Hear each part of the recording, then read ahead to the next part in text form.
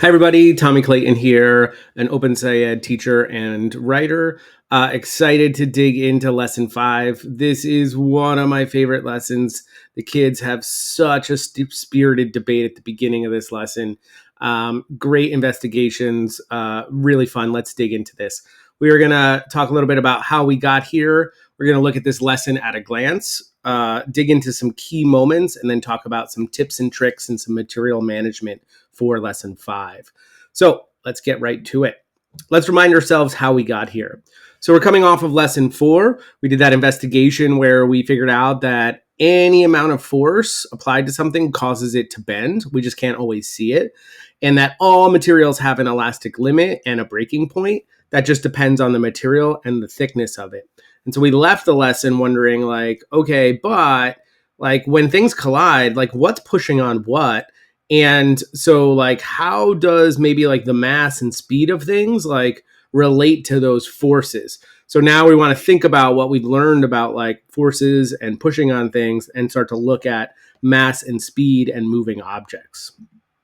So let's take a look at this lesson at a glance. This is an investigation lesson. It's going to take you about 2 days. There is a bit of setup here that we're going to talk through. It's going to take you probably about 45 minutes to set things up. There are several hands-on investigations that the kids will complete. Kids do not need their devices, and there are no additional videos for this. All right, so here we go. The lesson at a glance. We're going to navigate in and have some really energetic discussion about the forces between objects and collisions. We are going to explore that with our fingers first, and then we're going to introduce the spring scales to collect some actual quantitative data. We're going to make sense of those results and also look at some different types of spring scales. And then we're going to plan our next investigation, which is where we're going to think about attaching these spring scales to moving objects. And then for home learning, we have a nice reading that helps us make connections to how our fingers and other parts of our body can actually detect forces. Then on day 2, we're going to share what we sort of figured out from that reading, continue to plan our investigation, and then we're actually going to investigate what happens when you change the speed and the mass of objects. We'll do an individual progress tracker update and then come together in a scientist circle to really put together these big ideas that we found out about mass and speed and forces and how they compare in a collision. And then we have a nice exit ticket, a nice formative assessment moment to just gather some information about where your kids are at the end of the lesson. So we figured out some great stuff in this lesson. In day 1, we figured out that when we use a pair of spring scales, the forces are equal. What? No way. However hard I push on something, it pushes back equally. Or however hard I pull on something, it pulls back equally. Whoa, crazy. And then on day 2, we figure out that also happens when things collide when they are moving. And if you make things heavier, you get higher peak forces. And if you make things faster, you get higher peak forces. But those forces are always equal to one another, but they are opposite in direction. So let's look at some key moments in this lesson.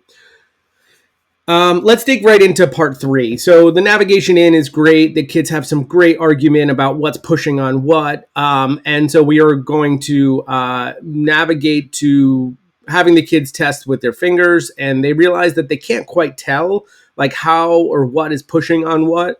And so that sets us up to get into part 3, where we want to use the spring scales that we used in the previous lesson to really see if one thing is pushing more on another. And so they work with a partner. They're going to make some predictions, right? If I push and my partner just holds the spring scale still, how will the forces compare on both spring scales? If my partner pushes and if we both push. So kids will make predictions, have them make those predictions first before they get the spring scales. And then you can pass out the spring scales and have them test it with a partner.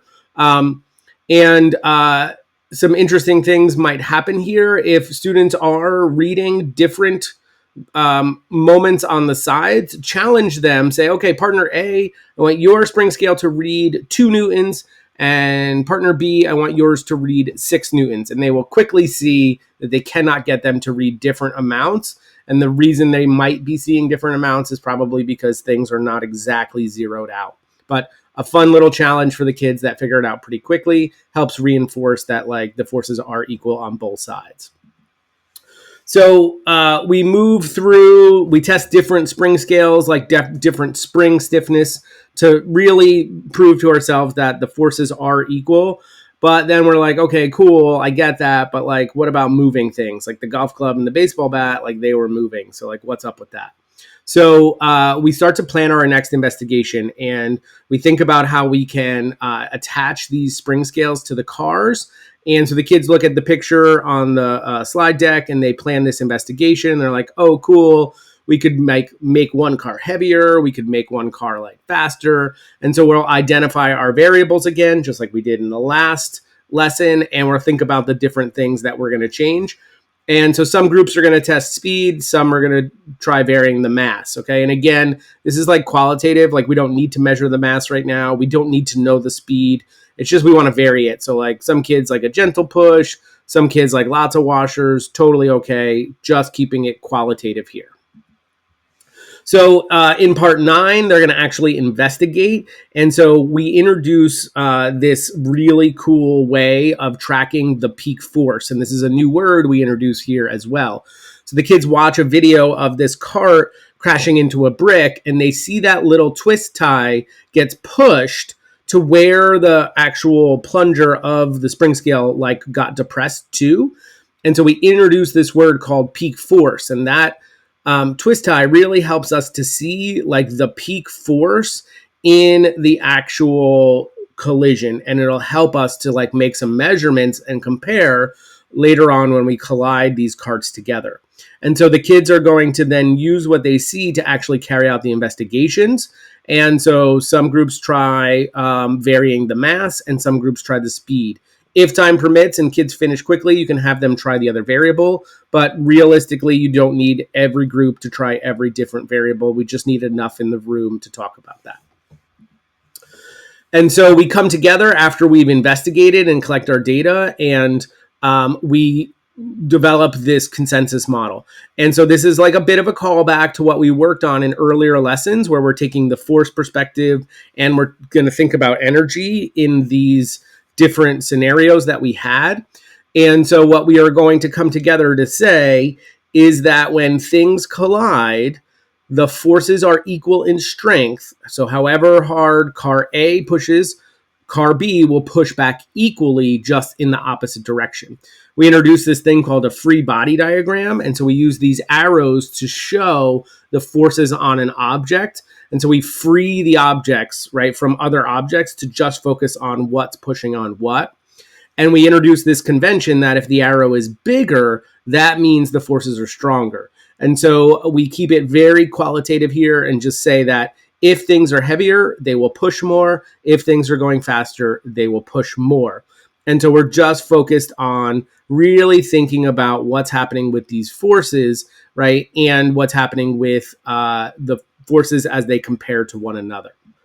So here's where we go from this lesson. After we wrap up this lesson, we're actually going to go to an assessment moment in lesson 6, and they're going to do a transfer task. So we figured out a lot about collisions and forces, and so we want to see if we can apply those to the game of soccer. Okay, so here's some tips and tricks for this lesson. The first thing is you want to make sure that the scales are zeroed out. For every investigation the kids do, really make sure that those are zeroed out. That will help the kids to get some really good data. With the spring scales, there's instructions to follow. You're going to actually take off the metal hooks and replace those with some twist ties. The metal hooks get in the way during the collision when we're attaching them to the carts. So you want to make sure that the plungers can move freely. And you'll see in the images, you're going to attach that cart to the spring scale using the Velcro. The Velcro does a nice job of keeping things away from the spring scale and allowing it to move. Some teachers have tried using like a fun tack or a putty. That works okay, but sometimes it gets into the actual spring scale and can like make it not slide as easy. So I would really suggest you use the Velcro over using like a clay or a fun tack of some kind. The teacher guide calls for you to make some measurements on the actual lines of the plungers of the spring scales, and you're gonna need a fine marker to do that. If you make a mistake, you can just erase it with some alcohol. And so you're going to use these year after year. So this setup you won't have to do again, hopefully next year. But that's going to help kids take some measurements. You can also have the kids put the carts side by side after the collision to compare where the twist tie got to. That helps them get some qualitative data. You can also have the kids slowly push the plunger in until it gets to the point of the twist tie and read the force. However, kids are not always super accurate and they can push it too far. So I would recommend taking the time to actually draw those lines. It will help the kids get some really good data. Okay. You want to make sure you keep an eye out for how easy that twist tie can slide. It needs to be able to move pretty easily. I have seen teachers use pipe cleaners, which work really well, or even zip ties. But again, it has to be loose enough. It's like this fine line. You're going to have to practice it a little bit to make sure that peak force collar slides easily enough, but stays where it is to read the actual amount of force. Okay. If the kids are reporting that like the forces are not equal, ask them to look for patterns.